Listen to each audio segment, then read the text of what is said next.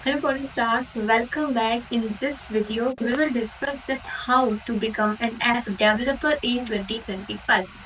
तो अगर आप भी एक ऐप डेवलपर बनना चाहते हैं, ऐप डेवलपमेंट करना चाहते हैं, चाहे आप एक एंड्रॉइड ऐप डेवलपर बनना चाहते हैं, iOS ऐप डेवलपर बनना चाहते हैं, तो एक करेक्ट रोड मैप क्या होना चाहिए। तो आपने अभी जो सोचा है कि क्यों ना ऐप डेवलपमेंट किया जाए, क्योंकि आज के टाइम पे हम हर एक चीज, हर एक काम करने के लिए हम एप्स पे डिपेंडेंट हैं। अगर हमें आज के टाइम पे सब्जी भी मंगवानी है तो हम खुद जाके लेके नहीं आते हैं, हम ऑर्डर कर लेते हैं। हमें शॉपिंग करनी है तो हम जो है एप्लीकेशन से ही हम ऑर्डर कर लेते हैं अपनी सारी ड्रेस, जो भी सामान है। तो आज के टाइम पे हम कंप्लीटली एप्स पे इतना डिपेंडेंट हो चुके हैं कि आज के टाइम पे ऐप डेवलपमेंट भी ग्रो कर रहा है, ग्रोइंग लेवल में है। तो हम अपना करियर किस तरीके से ऐप डेवलपमेंट में बना सकते हैं। तो आज के टाइम पे हम काफी सारे ऐप्स यूज करते हैं, जैसे आपने यूज भी किए होंगे Facebook, WhatsApp, Telegram, Instagram, Swiggy, काफी सारे। फिर जैसे अमेजोन हो गया, फ्लिपकार्ट हो गया, काफी सारे ऐप्स हम यूज कर रहे हैं आज के टाइम पे। इवन अगर हमें राइड भी बुक करना है, राइड बुक करने के लिए उबर, रैपिडो जैसे प्लेटफॉर्म्स हम यूज कर रहे हैं, ऐप्स हम यूज कर रहे हैं। तो हर एक चीज को धीरे धीरे जो है ऐप्स से कनेक्ट किया जा रहा है। अगर आपको बाइक बुक करना है, एक जगह से दूसरी जगह जाना है, तो उसके लिए उबर, रैपिडो जैसे ऐप्स बना दिए। आपको कोई सामान मंगवाना है, चाहे किचन का कोई सामान है या कोई सब्जी है, तो उसके लिए जैसे ब्लिंकिट, ज़ेप्टो, जैसे ये सब प्लेटफॉर्म्स आ गए। तो हर एक चीज को जिस तरीके से एप्स पे डिपेंडेंट किया जा रहा है, तो ऐप डेवलपमेंट जो है वो भी धीरे धीरे ग्रो कर रहा है। तो क्यों ना हम भी अपना करियर ऐप डेवलपमेंट में बनाए और हम भी एप्स को डेवलप करें। आपको ऐप डेवलपमेंट करने के लिए सबसे फर्स्ट अंडरस्टैंडिंग होनी चाहिए प्रोग्रामिंग फंडामेंटल्स की। यानी कि आप अगर ऑलरेडी आईटी बैकग्राउंड से हैं, तो आपने कभी अपने कॉलेज के अंदर में कुछ लैंग्वेजेस आपने पढ़ी होंगी, लाइक सी, सी प्लस प्लस, ऊप्स के कॉन्सेप्ट आपने पढ़े होंगे। तो जो सिंपल फंडामेंटल है प्रोग्रामिंग का, कि प्रोग्रामिंग वर्ल्ड एक्चुअल में वर्क कैसे करता है। ऐप डेवलपमेंट तो बाद में आएगा, पहले हमें थोड़ा सा उसके बारे में अंडरस्टैंडिंग होना चाहिए। और हमेशा जब भी आप प्रोग्रामिंग जर्नी में एंटर करना चाहते हैं या डेवलपमेंट में अगर आप एंटर करना चाहते हैं, तो you should start with C language. क्योंकि सी लैंग्वेज एक ऐसा लैंग्वेज है जो कि आपको कोर कॉन्सेप्ट सिखाता है, प्रोग्रामिंग फंडामेंटल्स आपको सिखाता है, बेसिक्स आपको सिखाता है कि एक्चुअल में ये जो प्रोग्रामिंग वर्ल्ड है ये काम किस तरीके से करता है। जैसे जैसे सी से हम दूसरी लैंग्वेजेस पढ़ेंगे, से आपको जावा के थ्रू ऐप डेवलपमेंट करना है, तो जब आप जावा पे जाएंगे तो सी के अंदर में जो आपने चीजें पढ़ी हैं वो जावा में भी आपको दिख रही होंगी। बस डिफरेंस इतना सा है, वहाँ थोड़े से कॉन्सेप्ट जो है चेंज हो जाते हैं। अलग अलग लैंग्वेज है, उस दोनों में डिफरेंस क्या है कि उसमें वो थोड़ी सी हाई है, उसमें थोड़े से ज्यादा हमें बेनिफिट्स मिल रहे हैं। राइट। तो सबसे पहले एक कोर अंडरस्टैंडिंग होनी बहुत ज्यादा जरूरी है, जो कि आपने कॉलेज टाइम पे की होगी। अगर आप ऑलरेडी आईटी बैकग्राउंड से नहीं है, देन आप एक बार जो कॉन्सेप्ट हैं वो आप सीख सकते हैं, सी लैंग्वेज आप सीख सकते हैं। पाइथन से कभी भी स्टार्ट नहीं करना चाहिए। आप अपना करियर बनाना चाहते हैं तो आप बना सकते हैं। उसके बाद में सबसे ज्यादा इम्पोर्टेंट है ऑब्जेक्ट ओरिएंटेड प्रोग्रामिंग, जिसमें जैसे आपने पहले सी लैंग्वेज पढ़ा, सी के बाद आप सी प्लस प्लस पढ़ लें, सी प्लस प्लस के बाद आप जावा पे आ गए, या फिर सी के जस्ट बाद आप जावा लैंग्वेज पढ़ सकते हैं, जिसे आप ऐप डेवलपमेंट कर भी सकते हैं। अभी हम आगे पूरा डिस्कस करेंगे। बट जावा या सी प्लस प्लस या आज के टाइम में जितनी भी प्रोग्रामिंग लैंग्वेज जो भी हम यूज कर रहे हैं, उन सब में हम कह सकते हैं डेवलपमेंट का जो पिलर है वो है ओप्स, ऑब्जेक्ट ओरिएंटेड प्रोग्रामिंग। तो ये हर एक लैंग्वेज में मिलेगा, जैसे आपको पाइथन में, सी प्लस प्लस में, जावा में, सब में आपको देखने को मिल जाएगा। तो ये एक तरीके से पिलर है, इसके बगैर आप डेवलपमेंट का पार्ट नहीं बन सकते हैं। अगर आपको आता है सो दिस इज बेस्ट, अगर आपको नहीं आता है then you should learn OOPs concept, जिसको सबसे ज्यादा पूछा जाता है, सिर्फ पूछा ही नहीं जाता है, इसको यूज भी किया जाता है एक्चुअल में। ओके, उसके बाद में you need to choose your path. अब क्या मतलब है कि पाथ चूज करना है? हमने तो ऑलरेडी चूज कर दिया ना कि हमें ऐप डेवलपमेंट पे जाना है। ऐप डेवलपमेंट तो आपने चूज कर लिया, बट अब आपको ये चूज करना है कि आपको किस तरीके के ऐप डेवलपमेंट करने हैं। आपको एंड्रॉइड ऐप डेवलपमेंट करना है, आपको iOS ऐप डेवलपमेंट करना है, या आपको दोनों ही तरह के ऐप्स जो है वो बनाने हैं। जैसे एंड्रॉइड अगर आप एप्स अगर आप बना रहे हैं तो एंड्रॉइड ऐप डेवलपमेंट में क्या होता है कि वो ऐप आप बनाएंगे जो कि सिर्फ एंड्रॉइड डिवाइसेस के साथ में ही वर्क करेगा। अगर आप एक iOS ऐप डेवलपमेंट करना चाहते हैं तो आप इस तरीके के एप्स बनाएंगे जो कि सिर्फ iOS प्लेटफॉर्म पे ही वर्क करेगा।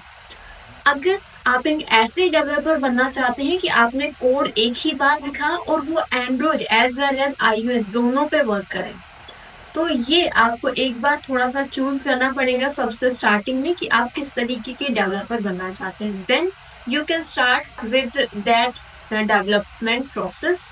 जैसे फॉर एग्जाम्पल यहाँ पे सबसे पहले हम नेटिव ऐप डेवलपमेंट की बात कर लेते हैं। नेटिव ऐप में यानी कि या तो आपको एंड्रॉइड ऐप डेवलपर बनना है या फिर आपको iOS ऐप डेवलपर बनना है। यानी कि आप जो कोड लिखेंगे वो सिर्फ और सिर्फ एंड्रॉइड के साथ में ही वर्क करेगा। अगर आपने iOS ऐप डेवलपमेंट करना है तो वो कोड जो है सिर्फ iOS के साथ में ही काम करेगा, या वो ऐप सिर्फ iOS जो है उसी के साथ में काम करेगा। ठीक है, तो या तो एंड्रॉइड या फिर iOS दोनों के लिए आप कोड नहीं लिख रहे होंगे, या तो आप सिर्फ एंड्रॉइड के लिए कोड लिखेंगे या फिर आप सिर्फ iOS के लिए ही कोड लिखेंगे। तो अगर आपको एक एंड्रॉइड ऐप डेवलपर बनना है then you can learn Java और कॉटलिन। दोनों से आप स्टार्ट कर सकते हैं, या तो आप जावा सीख सकते हैं या फिर आप कॉटलिन सीख सकते हैं। या तो आप जावा से ऐप डेवलपमेंट कर लें या फिर आप कॉटलिन से एंड्रॉइड ऐप डेवलपमेंट कर लें। दोनों में से जो जो आपको बेस्ट लगे वो आप सीख सकते हैं। जैसे क्या है कि कोटलिन जो है वो थोड़ा सा न्यू प्रोग्रामिंग लैंग्वेज है, तो जो काफी सारे ऐसे एप्स हैं जो कि पहले से बने हुए हैं जिनको हम यूज करते हुए आ रहे हैं वो मोस्टली जावा के अंदर में बने हुए हैं, क्योंकि जावा एक पुरानी लैंग्वेज है। कोटलिन थोड़ी सी न्यू है, तो आज के टाइम पे जितने न्यू एप्स बन रहे हैं वो थोड़े कोटलिन के अंदर में आ रहे हैं। बट दोनों की अगर बात करें कौन सा आपको चूज करना चाहिए, जावा या कोटलिन, तो आप दोनों ही यूज कर सकते हैं। और दूसरी चीज ये कि जब भी आप डेवलपमेंट में जाते हैं, चाहे आप एंड्रॉइड ऐप डेवलपमेंट में जा रहे हैं, iOS ऐप डेवलपमेंट में जा रहे हैं, आप वेब डेवलपमेंट में जा रहे हैं, हमें थोड़ा सा अपडेटेड रहना बहुत ज्यादा जरूरी है। क्योंकि डेवलपमेंट के अंदर में हर साल या अलग अलग लैंग्वेजेस और अलग अलग फ्रेमवर्क्स जो है वो आते रहते हैं। हर साल तो नहीं बोलेंगे, एक जो लैंग्वेज है, जैसे कोई भी लैंग्वेज आया, सपोज करो कॉटलिन ही आया, तो इस पे हर एक जो डेवलपर है या हर एक जो कंपनी है वो ऐसे बिलीव नहीं करेगा कि हाँ अपना कोड जो ऑलरेडी जावा में लिखा हुआ है उसको रिप्लेस कर देते हैं कॉटलिन से। नहीं, एक लैंग्वेज को स्टेबल होने में, लैंग्वेजेस तो डेली आती रहती है, बट स्टेबल लैंग्वेज आने में कम से कम भी आप मान के चलो कि 10 से 10 साल तो लग ही लग जाते हैं। 10 साल तो मिनिमम लग जाते हैं स्टेबल लैंग्वेज आने में। नई नई लैंग्वेजेस, नए नए फ्रेमवर्क्स हर रोज आते रहते हैं, बट स्टेबल जिसपे हम बिलीव कर सकें, जिसपे हम अपना जो कंपनी है वो पूरा उस पर सेट कर सके। तो हर एक कंपनी इस चीज पे अपना जो कह सकते हैं कि अपना जो कंपनी है उसको रिस्क में तो नहीं डालेगा कि आज कॉटलिन लैंग्वेज आया उससे कम्प्लीटली अपना जो कोड था वो कॉटलिन में रिप्लेस कर दिया। ठीक है, तो जो नई नई लैंग्वेजेस आती रहती है, बट स्टेबल लैंग्वेज को आने में थोड़ा सा टाइम लग जाता है। बट हमें जो है डिमांड के अकॉर्डिंग, मार्केट डिमांड के अकॉर्डिंग हमें अपडेटेड रहना बहुत ज्यादा जरूरी है। तो काफी सारे ऐसे कंपनीज हैं जिन्होंने पहले अपने एप्स जावा में बनाए हुए थे, नाउ कॉटलिन आ गया है तो वो उनको कॉटलिन में रिप्लेस भी कर रहे हैं, बट कुछ है जो जावा के साथ ही काम कर रहे हैं। तो दोनों की जो है एक तरीके से इक्वल डिमांड है मार्केट के अंदर में, क्योंकि काफी सारी कंपनीज है जो कि ऑलरेडी जावा के साथ ही काम कर रही है, तो वो अपना कोड बार बार रिप्लेस नहीं करेंगे कोटलिन में, तो वो आज भी जावा के साथ ही काम कर रही है। जो कुछ पुरानी कंपनीज हैं तो वहां उनको जावा डेवलपर्स की नीड है। कुछ हैं जो नई कंपनीज हैं तो वो कॉटलिन के साथ में काम कर रही है, तो उनको जो है कॉटलिन डेवलपर्स चाहिए।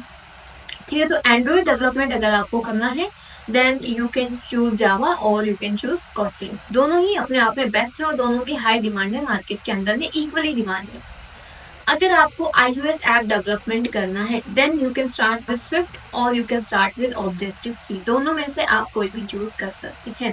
अगर आपको iOS ऐप डेवलपमेंट करना है स्विफ्ट ज्यादा बेस्ट रहेगा according to me. Next, cross platform. अब क्रॉस प्लेटफॉर्म का क्या मतलब है, जैसे अभी के लिए हम क्या कर रहे थे, या तो हम सिर्फ एंड्रॉइड ऐप डेवलपमेंट करेंगे या फिर हम सिर्फ iOS ऐप बनाएंगे। बट अब हम एक ऐसा ऐप बनाने वाले हैं जिसका कोड हमें एक ही बार लिखना है, वो iOS के साथ भी काम करेगा एज वेल एज ये एंड्रॉइड के साथ में भी वर्क करेगा। कोड हमें एक बार लिखना है, वो काम दोनों के साथ में करेगा। So this is called cross platform की हम हम जो है एंड्रॉइड एज वेल एज हम iOS दोनों डेवलपमेंट करने वाले हैं। तो इसके लिए आपके पास दो ऑप्शन है, या तो आप रिएक्ट नेटिव कर लें या फिर आप फ्लटर कर लें। अब रिएक्ट नेटिव जो है वो जावास्क्रिप्ट और रिएक्ट के साथ में वर्क करता है, और फ्लटर जो है वो डार्ट प्रोग्रामिंग लैंग्वेज के साथ में वर्क करता है। सो ये थोड़ी सी न्यू प्रोग्रामिंग लैंग्वेज है और ये थोड़ी सी पुरानी प्रोग्रामिंग लैंग्वेजेस हैं। अगर आप पूछें कि दोनों में से किसी से स्टार्ट करना है, रिएक्ट नेटिव या Flutter, then you can start with both. आप दोनों में से कोई भी चूज कर सकते हैं जो आपको ज्यादा बेस्ट लगे। दोनों इक्वली इंपॉर्टेंट है, इक्वली मार्केट के अंदर में इनकी डिमांड है, तो आप किसी से भी स्टार्ट कर सकते हैं। Okay, next, development environment. अगर आप जैसे एंड्रॉइड ऐप डेवलपर बनना चाहते हैं, iOS ऐप डेवलपर बनना चाहते हैं, क्रॉस प्लेटफॉर्म पे आप वर्क करना चाहते हैं, तो आप एप्स डेवलप करने के लिए कौन कौन सी IDEs या कौन कौन से टूल्स आप यूज करेंगे जहां आप अपना कोड लिखने वाले हैं। तो टूल से पहले हम एक बात कर लेते हैं कि आपको सिस्टम किस तरीके का चाहिए होगा। तो देखो, अगर आप एंड्रॉइड ऐप डेवलपमेंट कर रहे हैं तो ऑब्वियसली आप कोड लिखेंगे सिर्फ एंड्रॉइड के लिए, तो वहां पे आपको सिस्टम चाहिए होगा विंडोज। ओके, अगर आप iOS ऐप डेवलपमेंट कर रहे हैं जो कि सिर्फ iOS के साथ में वर्क करेगा, then you can buy any Apple device. आपको जो कोड है वो किसी ना किसी एप्पल डिवाइस पे ही लिखना पड़ेगा, मैकबुक हो गया, इस तरीके से। अगर आप क्रॉस प्लेटफॉर्म पे वर्क कर रहे हैं, देन इट डजेंट मैटर आप विंडोज पे अपना कोड लिख रहे हैं, iOS पे लिख रहे हैं, लिनक्स पे लिख रहे हैं, आप किसी भी सिस्टम को यूज करके अपना ऐप डेवलपमेंट कर सकते हैं। एंड इनके साथ जो हम ये टूल्स यूज करते हैं, एंड्रॉइड हो गया, एक्स कोड हो गया, विजुअल स्टूडियो कोड हो गया, तो ये थोड़े से हैवी टूल्स हैं। एंड्रॉइड और एक्स कोड ये दोनों थोड़े से हैवी टूल्स हैं, तो इनके लिए हमें सिस्टम कॉन्फ़िगरेशन भी अच्छा चाहिए होगा। तो अब मान के चलिए कि 16 GB का आपका सिस्टम जो है होना ही होना चाहिए। इससे कम अगर आप लें तो इश्यू तो नहीं, जैसे आपने 8 GB तक का लिया तो थोड़ा सा आप ही को इश्यू होगा कि जो इतने हैवी सॉफ्टवेयर आप यूज कर रहे हैं तो वो थोड़ा सा स्मूथ नहीं रहेगा। देन तो आप बेस्ट यही है कि आप 16 GB तक का अपना कॉन्फ़िगरेशन रखें, जो भी आपका सिस्टम है, जिस भी ऐप डेवलपमेंट में आप जाना चाहते हैं। तो अगर आप एक एंड्रॉइड ऐप डेवलपमेंट करना चाहते हैं तो उसके लिए जहां आप उसका कोड लिखेंगे, उसको जहां टेस्ट करेंगे, उसका सारा काम जो भी है कोड लिखने से लेके एप्लीकेशन बनाने तक, वो सब काम आप एक टूल को यूज करके सब कर रहे होंगे, and that is Android Studio. अगर आपको iOS ऐप डेवलपमेंट करना है, then you can use Xcode, that is IDE, integrated development environment. तो जैसे आपने अगर पहले C++, या पाइथन ऐसे कुछ आपने लैंग्वेजेस पढ़ी है तो आपने VS कोड को ऑलरेडी यूज किया होगा, या फिर आपने नहीं भी किया तो अगर आप क्रॉस प्लेटफॉर्म करना चाहते हैं, यानी कि आप जो है एंड्रॉइड और iOS दोनों के लिए काम करना चाहते हैं, देन हम VS कोड जो है वो IDE हम यूज करने वाले हैं और हम करेंगे भी। ओके, नेक्स्ट है अंडरस्टैंड मार्केट डिमांड। अब हमने चूज कर लिया कि हम एंड्रॉइड में जा रहे हैं, iOS में जा रहे हैं, हम जावा के साथ स्टार्ट कर रहे हैं, कॉटलिन या जो भी आपने चूज किया। अब मार्केट डिमांड के साथ में भी हमें चलना है, यानी कि जैसे कॉटलिन जावा की बात करें तो दोनों इक्वली डिमांडेड है मार्केट के अंदर में, बट जैसे हर रोज नए नए अपग्रेड्स आते रहते हैं, तो हमें उनके साथ में भी चलना है और अपने आप को भी हमें अपग्रेडेड रखना है। ठीक है, तो इस तरीके से हम मार्केट की डिमांड को समझते हुए हम आगे बढ़ सकते हैं। नेक्स्ट, डेटाबेस, और ये बहुत ज्यादा इंपॉर्टेंट है। आप जितना डेटाबेस से भागेंगे ये आपका पीछा कभी भी नहीं छोड़ेगा। हमें डेटाबेस यानी कि एट द एंड हमें डेटा को स्टोर करवाना ही करवाना है, सिर्फ ऐप डेवलप करने से काम नहीं चलेगा, डेटा को भी स्टोर कहीं ना कहीं करवाना है। देन आपको डेटाबेस भी पढ़ना पड़ेगा, तो इसमें आप SQL या फिर नो SQL, ये आप दोनों में से कोई भी कर सकते हैं। और दोनों में से अब आप पूछिए कि दोनों में से कौन सा करूँ, SQL या नो SQL, सो दोनों ही इम्पोर्टेंट है। क्यों? क्योंकि कभी आपको ऐसा डेटाबेस की जरूरत पड़ जाती है जहां आपको डेटा के बीच में रिलेशन रखना है, यानी कि जैसे आप एक स्टूडेंट की बात करें, स्टूडेंट का नेम है, उसका रोल नंबर है, क्लास है, उसका परसेंटेज है, तो एक स्टूडेंट का पर्टिकुलर डेटा है, राइट? तो यहाँ डेटा के बीच में रिलेशन है, तो इस तरीके के डेटा को स्टोर करवाने के लिए यू नीड SQL डेटाबेस, जहाँ पे रिलेशनल डेटाबेस आ जाता है। अगर आपके डेटा के बीच में कोई रिलेशन नहीं है जैसे सोशल मीडिया का डेटा हो गया, तो then you can use NoSQL data, जो कि लार्ज अमाउंट ऑफ डेटा होता है। तो दोनों ही अलग अलग जगह इक्वली इंपॉर्टेंट होते हैं, तो आपको दोनों ही आने चाहिए।